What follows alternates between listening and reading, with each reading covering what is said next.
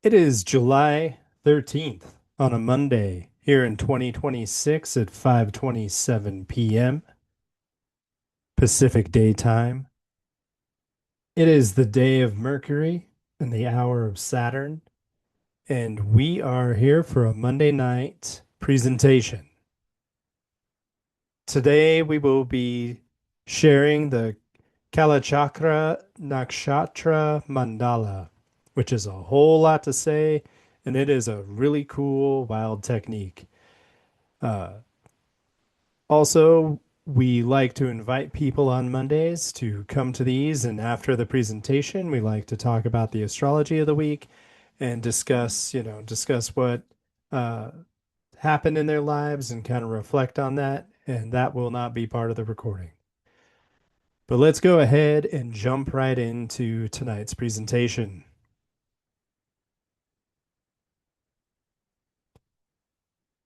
And I've gone through some learning, some growth uh, with using Zoom for presentations recently. So I'm going to try and hopefully get this right because that would be great. um, it is the day of the dark moon, and I love the dark moon, and I love Hecate, and praise be to her. And so I'm going to actually start this off with the astrologer's serenity prayer, as I've been calling it. And we're going to invoke Hecate today, since the dark moon perfects later tonight. And we'll say, Hecate, please grant us the serenity to accept the things that we can't change. Give us the courage to change the things that we can, and give us the wisdom to know the difference. Praise be to Hecate, and so it is. And so, as I said, today we're going to be talking about the Kalachakra Mandala for our Monday night meetup here at Selene's Gateway. And that's what this image is here on the left. This is uh, the Kalachakra Mandala Nakshatra, and it's a really cool tool, and I can't wait to share with people. Not because I've mastered it, because I have not mastered it. I'm trying to get people involved with this so that we can experience together and share our insights, because it's such a cool way to use several different intersecting systems of understanding reality, and I just really appreciate it. But let's go through the Selene's Gateway preamble first. So, what is Selene's Gateway? Selene's Gateway is an astrology and astrolatry group for connecting to the divine within and without via the observation and connection with our horoscopes and time itself. After birth, time grows both inside and outside of you. Like a plant that sprouts from a seed, your natal chart is constantly growing and blooming inside as it also reacts to our decisions and challenges we face that come from without. Join me on your journey as we map the cosmos from both within our life and by sharing the experiences we have along the way. Selene's Gateway is a container based model where we can create a safe space for sharing personal experiences as a way to learn the complex language of astrology and how it expresses itself through daily life. Our goals are to reconnect to a felt expression and connection to time and space, a deep and connected understanding of our own experiences, a space where people can feel comfortable to share these conversations. Our needs are that no one is required to share. Content warnings are appreciated, and we ask that you take care of yourself if something somebody else shares causes you to feel triggered. This is not all meant to be doom and gloom, but we just want to say these things to have them in place and in mind of those that are watching, listening, and participating. We also want to avoid crosstalk from personal shares. No unsolicited advice or counterpoints. Sometimes we're just going through stuff, and we're not here necessarily to give each other perfect advice. Um, but we can learn from each other's experiences regardless. And so Those are some of the things that we're doing here at Selene's Gateway. And for tonight's agenda, we're doing the opening ceremony. I'll be presenting about my first presentation on the Kalachakra Mandala. I'll be giving insights of what you may be looking for this week, of what to look for in the news or things happening in your life. And then we will turn off the recording and have the sharing circle process. And we will close the corners as our ceremonial end after we're done with the sharing circle, which will not be part of the uh, recording.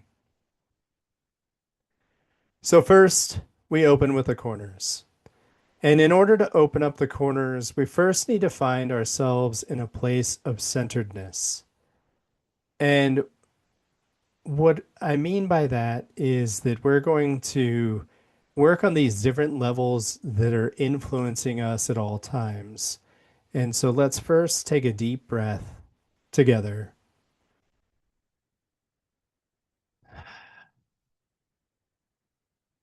And let's close the doorways on the unseen changing world. What is the unseen changing world? It's the place where our intuition lives. It's the dreaming state.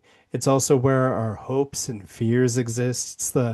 It's the part of the world that is affected by our actions and that the world influences us through, but we can't, it's the things that we can't see coming. It's the future in the calendar, and it's also the past. It is all things that we cannot affect directly right now. But our mind wanders there and it builds up spaces of hopes, anxieties, dreams, and worries. And the idea is to clear out from that space. So let's take another breath and exit the unseen changing world.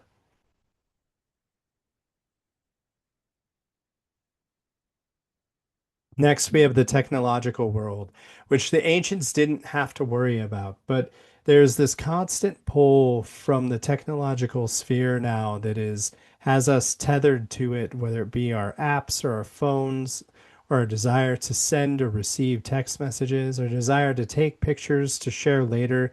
This is all the technological influence, and it is a new part of our reality that exists to pull us away from our most central self. And so let's take another breath and release the technological influence. Silence your cell phone or turn off your apps if you so desire. Um, you may be listening to this in more of like a podcast format, which is totally fine too. But I just wanted to give you the opportunity to release you from that space. So let's take a breath.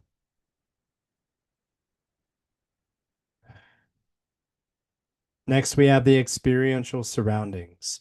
The experiential surroundings are the things that we can see, the things that we can touch, taste, and feel, the things that we can directly use our senses or are directly influenced by our senses. This could be noise that's on in the background, a TV screen, or something else of that nature, maybe a distracting voice.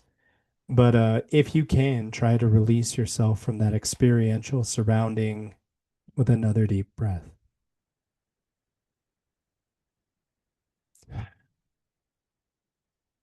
And now we enter the most central part of ourself. And this is our true self, our most unified self, and of the place that we want to feel the most clear. So let's take one more breath and release ourselves in this moment together.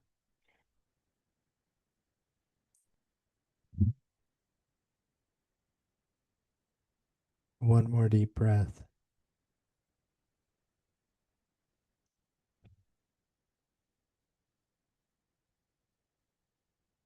And now that we are here, let's pay attention to the corners. If you're not used to this, the idea, the concept is that we're going to turn and face the corners and give gratitude to them. And so, if you know which direction east is, then what you want to do is you want to turn and face east, stand and turn to face east, or some comfortable way of moving. Or if you're comfortable with the directions. You can just sit and imagine the east as I speak to you, because we're going to send gratitude to the east. We're going to send thanks to the east for being the place where everything is born, where everything new arises. The day light starts there and the moon rises starts there. All things new. All of our new breaths come in from the east as every moment does rise in the east. So we send gratitude to the east for birthing of all things and being the place where heaven meets earth and all things enter through the gate of. And so with that, we give gratitude to the east. And then we're going to take a quarter turn to our right and send gratitude to the south. We send gratitude to the south for being the place where omens live from the northern hemisphere perspective. This is where we watch the sun, the moon, and the stars rise and fall. We watch the grahas, the wandering stars, the planets dance around and give us omens of what is different is going to be brought to us today. Even a cloud-covered sky still brings us omens, and as does the skyscape of the city that blinds out the stars. What does that say about the South? But so it's towards the South we face to find the news of the day, and we give gratitude to the South for giving us that news. And then we turn to the West. We turn to the West, the place of rest, where every inhale is born in the East, every exhale goes out through the West, where everything is born in the East. It leaves and dies through the West. The sun, the moon, and the stars set there every day and night. And we send gratitude to the West for being the place of rest. Then we turn and face the North, and we send gratitude to the North, and we say thank you. And we say to the North that it is where the North Star lives, our current North Star of Polaris, that guides us and gives us direction. We can orientate where we are at night because of the North Star, and it being the point of the spindle that everything spins on. We send gratitude to the North for giving us that orientation during the day, because it is in the North, in the Northern Hemisphere, where our shadows fall. And so we send gratitude to the North for giving us a sense of place and being the unchanging sky. And so it is. And as part of the opening ceremony, we now read our invocation of gratitude. The invocation gratitude starts with the ground, with Gaia and the custodians, and we say we start with the land beneath our feet. We give gratitude to the land for supporting us all of our lives, for being the foundation that upholds us in places that we gather under, for being the soil that nurtures all of life. We recognize her, Mother Earth, as Gaia, mother to all, birther and nurturer of all. It is through her gifts that we are blessed with these bodies that contain our spirit. Also, that all of life is grateful to her, and she gives life to all without a demand of price or return. May we give as she gives. With the land, we recognize those that were here before us and were displaced by colonizing authorities.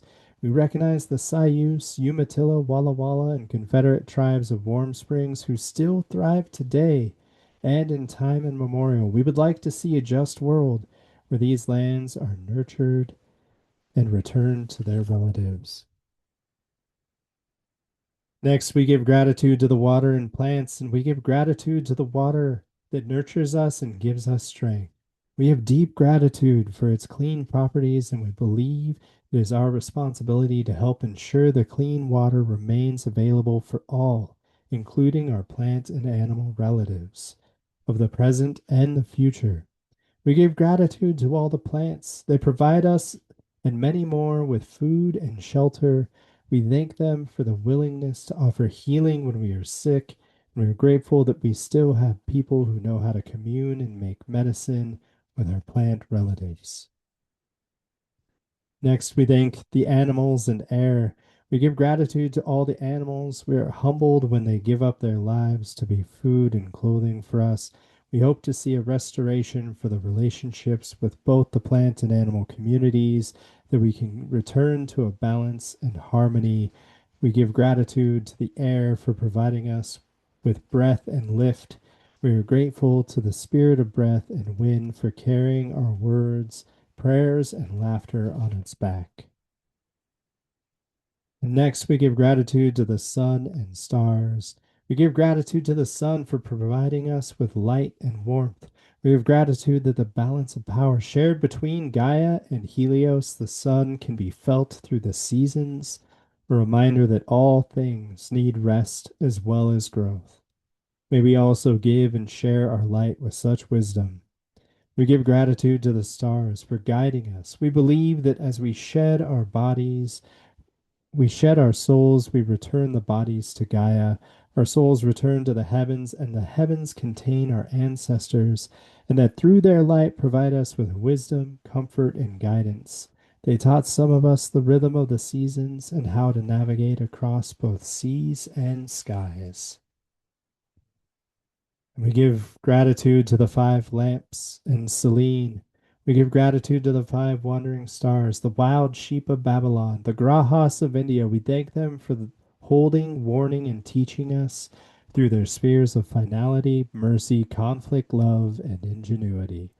We give gratitude to Selene. She maintains the waxing and waning of the great ocean, as well as the generation and corruption of our lives.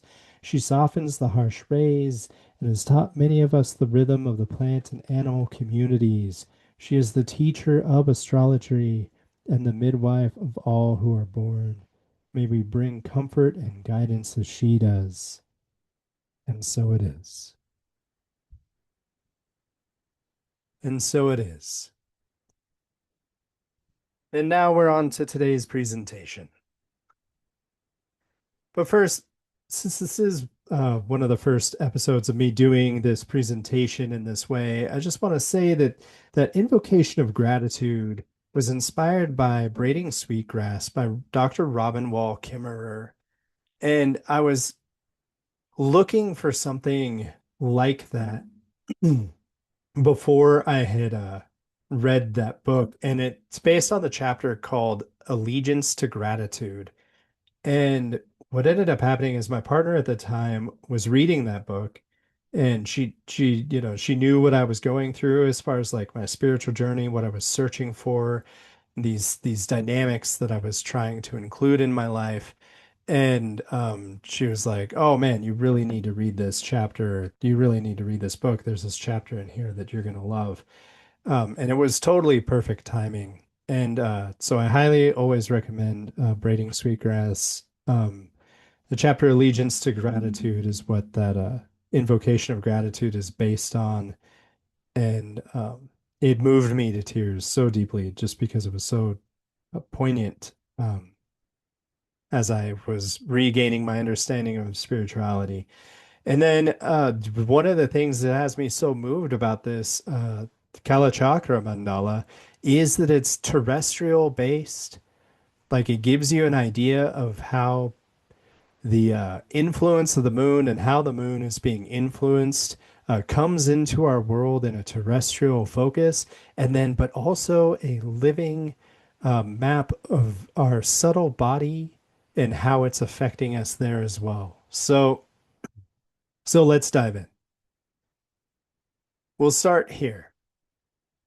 As it is in the outer world, so it is in the body. As it is in the body, so it is in the consciousness. Kalachakra Tantra, Volume 1, 6. And for those that are familiar with the Hermetic principle as above, so below, so within, so without, this may sound familiar.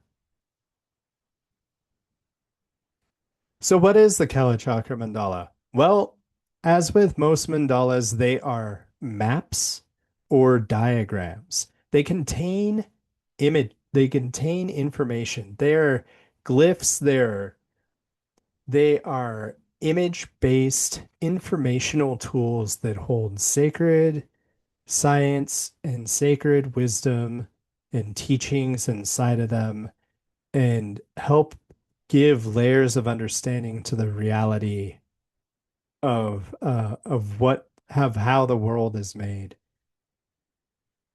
And so it's a diagram and a map. And what does it map? It maps space. It maps time. And by space, I mean both space as in where planetary bodies are, but it also maps space as in distance and relative space to you. And it maps the space of the body. And so space, time, uh, these spheres or circles are moments in time that we deal with every month. It maps our subtle body energy, the layers of how we receive energy and put out energy. It maps the chakra system and not the seven chakra system that you're more familiar with. This maps more of I think it's a six, if I'm remembering correctly off the top of my head, it's a six chakra system, uh, five to six, but it's there's variations is why I say it like that, but it's not the seven chakra system you may have been born and raised with. There's a whole layer of meaning behind there. It maps the nakshatras. Each of these spheres represents a nakshatra, but not necessarily in this order. You could see this as an archetypal map of the nakshatras, where this is the first nakshatra, which you find at zero Aries, and then this is the last nakshatra that ends at zero Aries, sidereal.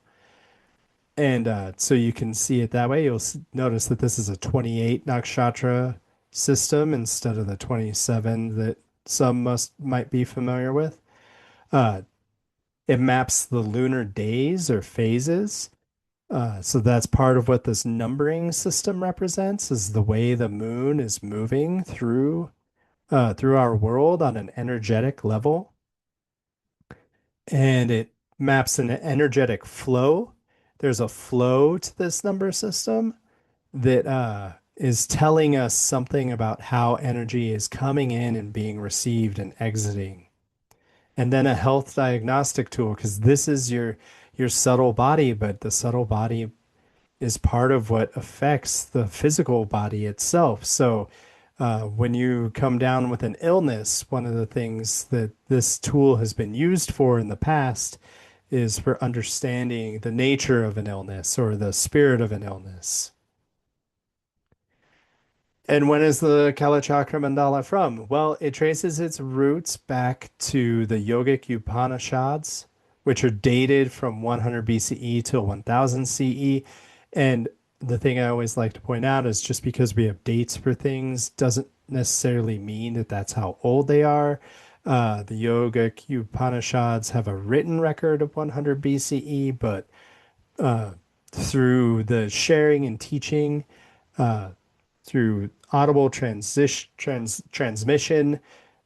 This could be very much older. And then they came into a very more detailed diagram style explanation in 1223 CE from Naprati Jayakara. And so, forgive me if I'm not pronouncing those perfectly. Um, this once again, this is a system that I did recently learn, and I'm wanting to explore it with other people. So I'm not claiming mastery over this system. I'm asking for participation. So what is the Kalachakra mandala? Well, the way this diagram works is this red circle is circling this sphere with the number one in it. And so all the circles represent days, days of the week, days of time, the nakshatras that those days are happening in via the moon, and the chakras that they are activating in. And so, and then the green circles. This is circling the southeast indication because all of these directions are important. We see this circle over here for the north as well. And so these directions help us orient ourselves in space, like in place of space. So you are always at the center of this diagram. You are always at the center of the astrology diagram, the circle chart or the square chart that you're familiar with. But you are at the center here, and so this is helping you orient yourself. And then the blue arrows are pointing at the barriers that describe an energetic level of influence. And so each of these squares are are different forms of the subtle energetic body and have different activations by different chakras. And so this is a very interesting part that we aren't going to be getting into today because mostly we're just going to talk about the moon's cycle through the mandala. So this circle is where the new moon goes. And so this is once again the archetypal map. So if we had the new moon in the first nakshatra of Aries, being the first nakshatra in the zodiacal order, then this would be where it would be. However, every new moon also starts here in the east. And so the moon cycle, this is the dark moon and the first day of the moon. This is also the first day of the week of the lunar cycle. And in a natal nakshatra mandala, so for your own personal chart, this is your moon's position and it maps your lunar returns. So we're not going to get too much into the natal Kalachakra mandala today, but just know that your natal moon placement nakshatra is going to go here, and then the rest of the nakshatras follow. And then what you can do with that on a personal level is you can know how much light the moon has when it's moving through these spheres because it's going to be different every time. The full moon may be occurring on this inner part of your body 1 month, and the other full moon could be happening here. And the full moons don't happen in the same nakshatras every year. So there's a lot of interesting play of light and space that's happening in this diagram. But first and foremost, the new moon or your moon starts here in the east at the first sphere. Next, now we see that the circles of the red circles are all the cardinal directions. These are also the first days of a 4-week month. The blue circles mark the ends of each week, and the red circles mark the beginning of the next week. Through the month, a moon will prolong and quicken its days in a nakshatra and then disappear under the rays of the sun. So these are the visible moons that we experience and the stars that they're aligned with on a month-to-month basis, which is important. The moon will skip a nakshatra. The moon will stay in a nakshatra. When the moon stays in a nakshatra, we say it stays in the sphere. So if it's slow, because the moon speeds up and slows down, if you're not familiar, if the moon is slow and in the 10th nakshatra, it's going to stay in this sphere for 2 days, and then we'll mark when it moves forward. Next, we have these green arrows. You'll notice that the path of the numbers show us that the energy of the week begins moving into the center from the first day of the week to the middle of the week. And the center brings the center being us, the center being you, and our energetic body, which is to be thought of like an inhale of the breath. You think of this energy coming in as what you're breathing in each of these days. So you're breathing in the beginning of the week and you're exhaling out the second half of the week. And so it's important to recognize what energy you're bringing in. The red arrows is the path of the numbers shows us that the energy of the rest of the week is the energy moving outward like an exhale. So we breathe in the new energy and exhale the out energy. This distinction alone changes our orientation to how the energy feels coming in or out, depending on how the moon cycle is being affected by other energies like planets and what days it changes dignity.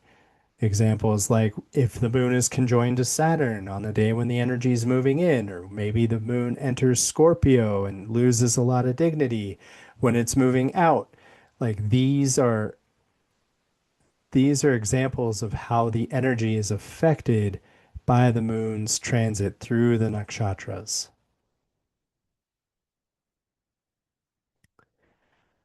On the day of the dark moon, the sun and moon rise together.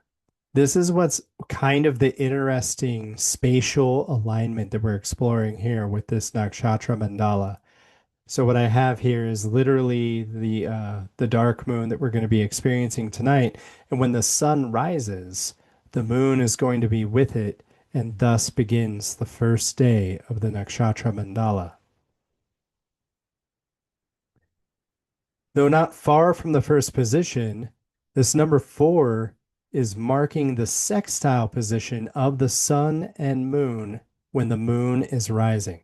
And so, though it's not a perfect angle between the sun and the moon here, this is an interesting thing to pay attention to that what these inner circles kind of represent. And so this first number four is when the half of the week is changing and the moon is rising and is creating a sextile, a whole sign sextile aspect to the sun as it rises. Next, I have the south and the number eight circled here because this is when the sun is at the most southern point, the MC being the most southern point, but basically at the top of the sky when the moon is rising. And so that is one of the cool things about how this mandala works is that when you're on the eighth day, the moon is rising in the east and the sun is actually pointing us to the direction of the light. So the light is coming in from the south, but the breath or maybe the moon's energy is coming in from the east. And so that's part of what these circles represent is this relationship between the sun and moon dynamic. And also here on the eighth day, the sun is near the MC or the most southern point when the moon rises, which is what I just said. I guess part of the thing is that I'm so excited about this whole system because I've been paying attention to the directions for a number of years now, that it's wonderful to have an astrological tool that actually maps this out in space and time simultaneously, as well as the body. And so now we have this number 11 marked with this red circle. Here we once again see a softer benefic aspect like the sextile, but the stronger associated with the Jupiterian aspect of the trine happening in the innermost part of the Kalachakra mandala. There's also what I'm not mentioning in the slide that I guess I'll mention right now is that there's something called the golden ratio point in your chart, and that is also this number 11. And so it's interesting when something is there. And so this month, since that's what this diagram is based on, we see that when the moon or the day reaches this 11th point of the nakshatra mandala, it's going to be making this trine to this moon, to this Sun Jupiter conjunction as it's rising in Sagittarius. So that's a really interesting, auspicious day that the moon is receiving this trine from both the sun and Jupiter while it rises in Jupiter's sign, as well as being really close to this fixed star that we know called Ras Al Heg, uh, which is a tale for another time. But it's a really interesting like combination. And now we see the chart. Oh, and I guess I'm also pointing out here that it's important to note here that this innermost circle is considered to contain the most blissful aspects of our inner being. And we're going to talk about that in a different lecture. But that's what these four places are, is they're the innermost inspirational, blissful states of our being. And so that's a very important area of our chart, of our personal mandala to recognize, but also when the energy is coming in through. And now I have circled here this 15 in the west, and as the moon rises the sun sets for our full moon aspect. Here's the day of the full moon, the halfway point of the month, and the western point of the mandala.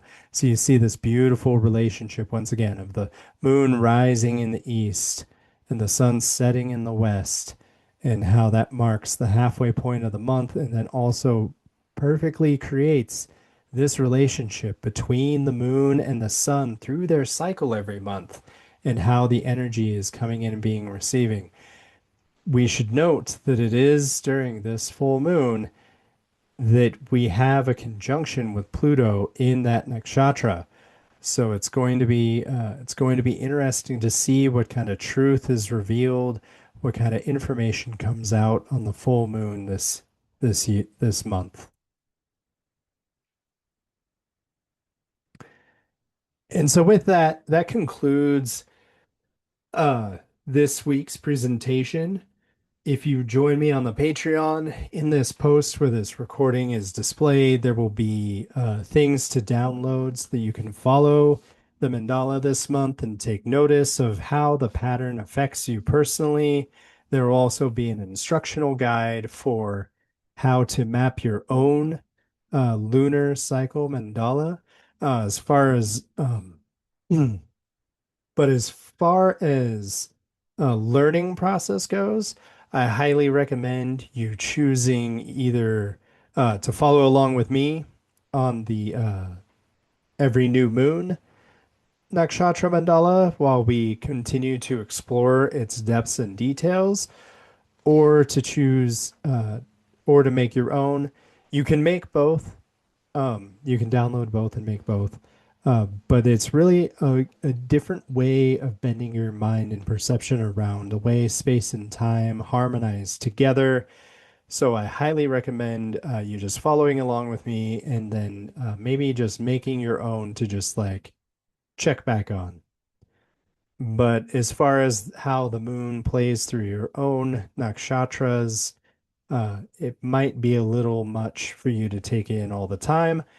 We're going to be focusing mostly on this month how to notice when and where the moon is conjoining specific planets, and how that's going to affect the energy coming in and exiting out.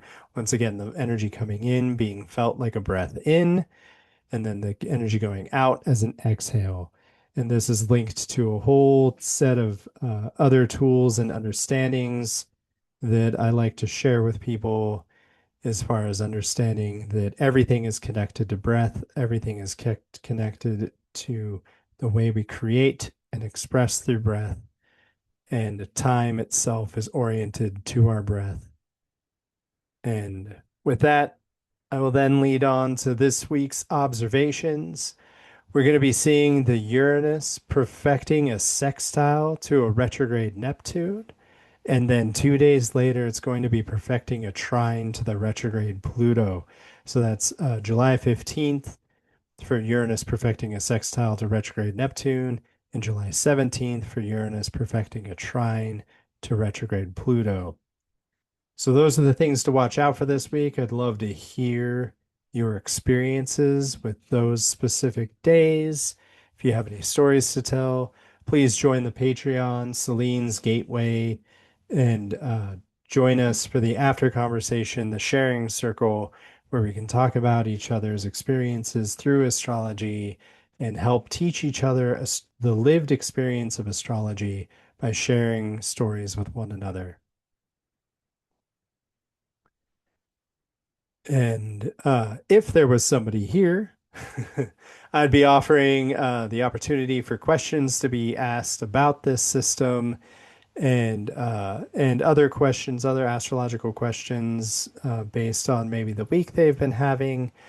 But we're passing on that for today, and then we'll move into the sharing circle.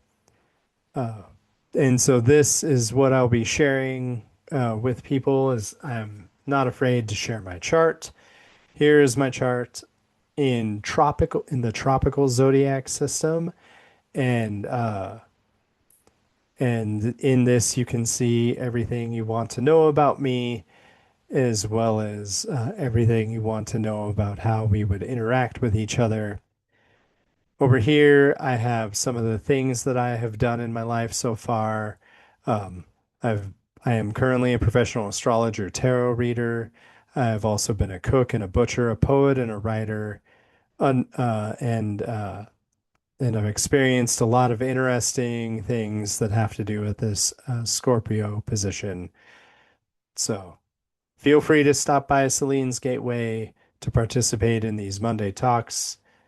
Till then, as we always say, may the fire inside guide us.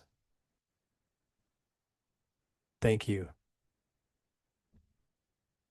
and good night.